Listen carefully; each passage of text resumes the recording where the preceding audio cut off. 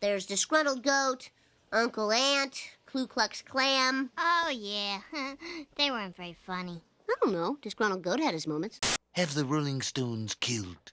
Oh, sir, those aren't... Do as I say. How do you respond to the charge that petty vandalism, such as graffiti, is down 80%, while heavy sack beatings are up a shocking 900%? Oh, people can come up with statistics to prove anything can't. 40% of all people know that. A pilot written by one of my favorite writers of The Simpsons? Could this be my first positive review?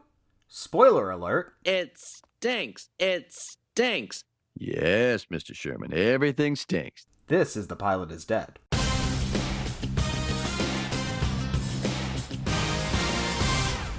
Hello, welcome to The Pilot is Dead. I'm your smarmy host, Matt Dressel, and each episode we take a look at a show that didn't quite make it past that crucial first episode. This week we're heading back to 1996 to check out the Fox comedy pilot Pistol Pete, where I'm guessing the pitch was, hey, let's remake Blazing Saddles but not say the word. And if you're super racist and want to check out the uncensored version of this video, you can head over to my Patreon. If you get the $100 level, you can see what happens when the lights go off and the Rodney Dangerfield mask comes on. I'd also like to take a moment to welcome our new official sponsor, Kotex for Women. I don't know about you, but when my wife's on her period and she's got that really heavy... What? Oh, Codex. Art and Apparel. I guess this still applies. Hey ladies, are you on your period? Well, you're gonna love Codex Art and Apparel. Their super absorbent t-shirts are perfect for the woman on the go. And they come in a variety of colors and sizes for women who are both big and small down there. Codex Art and Apparel. Man, I feel like a woman. And speaking of things I'll have to apologize for next week, it's time for our new segment, Matt Eats Crow. Where I apologize for incorrect statements I've made in previous episodes. This week, I'm apologizing to rapists. I'm sorry, rapists. In episode 1, I said that the handsy student at the beginning of Where's Rodney was, quote, rapey, completely forgetting that women exist for men to touch however and whenever they choose. You're not rapey, you just don't take no for an answer. Never give up! And speaking of never giving up, Pistol Pete.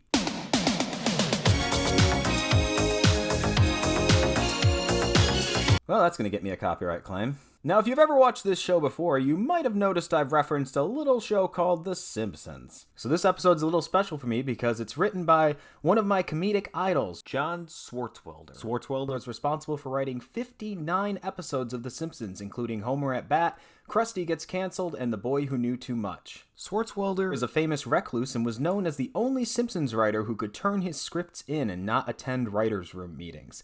He also wrote at a diner until they outlawed smoking, and so he bought the booth and had it installed at his own house. He doesn't do interviews, he doesn't do commentary, and if you try to search for a picture of him online, well, you find the same picture over and over and over again. And when Swartzwelder finally did do a commentary on the Season 9 DVD, well, this is what happened.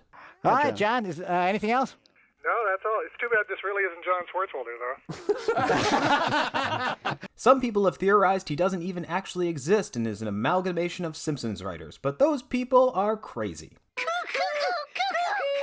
Stop it! Stop it! Warren, Melvin, Gary, Dot, Gordy! So what did Fox pick up in 1996 instead of Pistol Pete? Well, LA Firefighters, Lush Life, Big Deal, Party Girl, and Sea Bear and Jamal.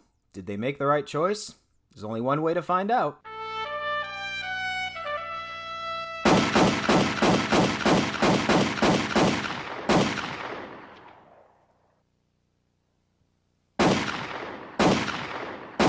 Now, I've been doing this show for about 5 episodes, and I can say that I have never had a genuine laugh while watching anything covered on this show.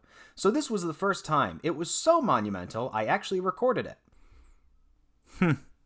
I know that doesn't seem like much, but compare that to the time when I watched Heil Honey, I'm Home. Ugh, that might have been a little graphic. Let me just... Warning, the clip you just saw contained graphic violence. Viewer discretion was advised. There we go. So we're introduced to where the show will take place, and right away, the tone is set.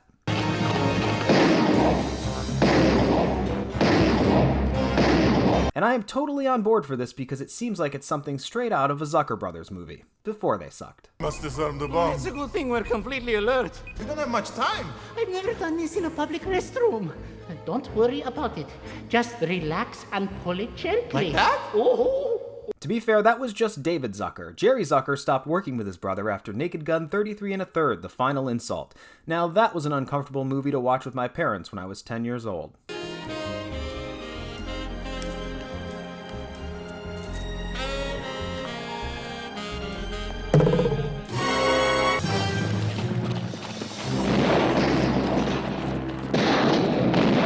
So the Marshal dies. So the Marshal dies.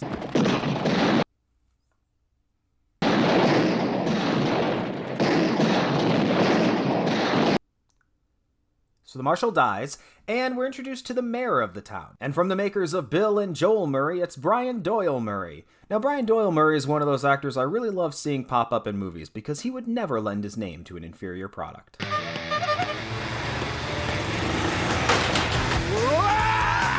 Some wise guy's roughing up the sisters. Why, yo! Picking on girls, eh?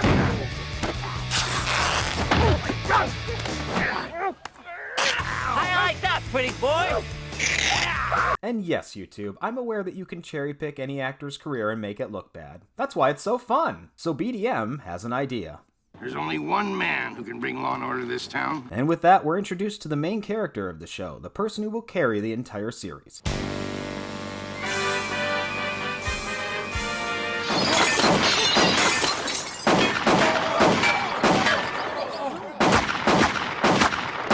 And there you have it. That's his one character trait. He shoots a gun. Does he shoot it in a particularly funny way? No. He just shoots it. I'd also like to point out character actor Roy Brocksmith in this scene. You might remember him as the very shootable doctor in Total Recall, or Ted's dad's partner in Bill and Ted's Bogus Journey. I was actually very sad to learn that he died in 2001. Normally I would use this as an opportunity to cut away to some type of silly gag, but believe it or not, I can sometimes be a genuine person with real emotions and respect for my fellow man.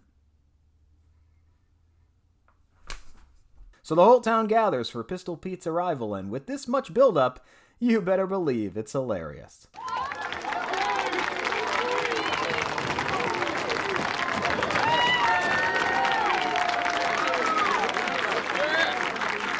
Or he just steps off a wagon. Comedy! And with that, we're introduced to the biggest problem of Pistol Pete. Pistol Pete. I know they were going for some type of Zapp Brannigan type character, but his comedic delivery is terrible. Every single time he enters a scene, he just sucks the funny out of the room. Like this. Thank you, frontier townspeople, for your warm welcome, and for this wonderful white horse, which I will name Robert. How do we know he's really Pistol Pete?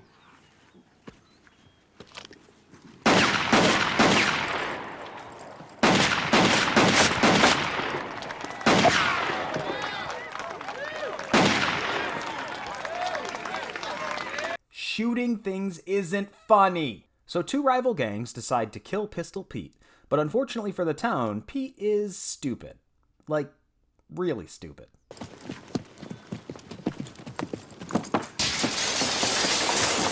The horse clearly didn't want to do that joke. And if you think I'm exaggerating about how bad the main character is, just watch how limp and lifeless this comedic sequence is.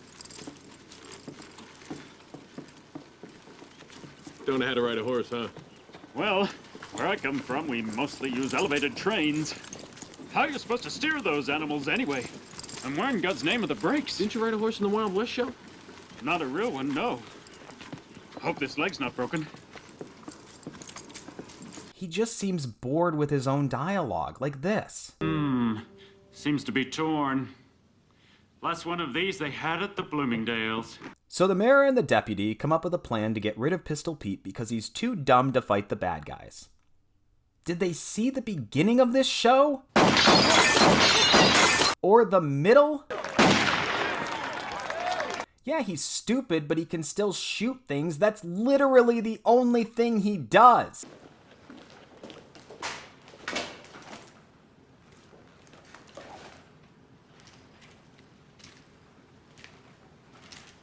I hate you, Pistol Pete.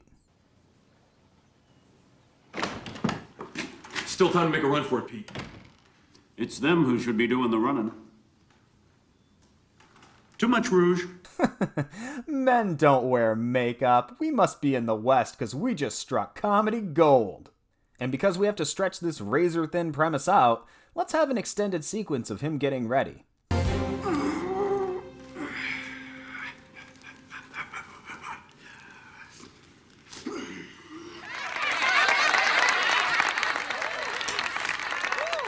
What the hell's so funny? Maybe it's the TV. But TV, be more funny!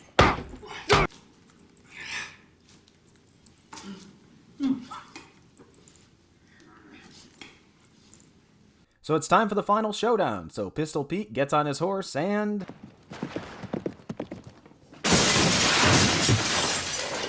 Fun fact, 8 horses died on the set of Pistol Pete. Pete has said it was the most decapitated horse heads they've ever cleaned up on a set.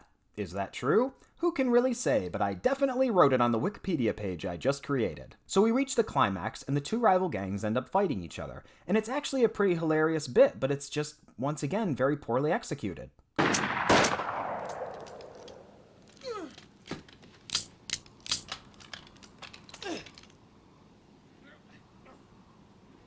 John Swartzwelder really wanted to make sure that this had the authentic Western feel, so he went to great lengths to secure John Rich, who was the original director on the show Gunsmoke. The problem is, Gunsmoke wasn't a comedy. And quite frankly, neither is this. So in the end, Pistol Pete saves the day and lets us know about all the wacky adventures to come. Maybe you should be heading back to New York. What do you think? No, not yet. The West is still a dangerous place. Now, that means I still have lots more work to do. So that's Pistol Pete. You know, it really pains me to speak ill of one of my favorite comedic writers of all time, and I actually thought this would be my first positive review. I enjoyed the setup and thought that the first 5 minutes were pretty funny, but then this happened. You can actually pinpoint the second when his heart rips in half. And now. See you next time.